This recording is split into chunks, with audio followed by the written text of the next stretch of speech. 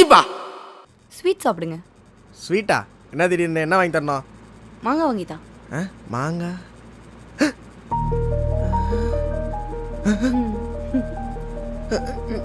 ஐயோ இல்லை இப்பெல்லாம் ஸ்வீட் கொடுத்தா வாங்க முடியாது.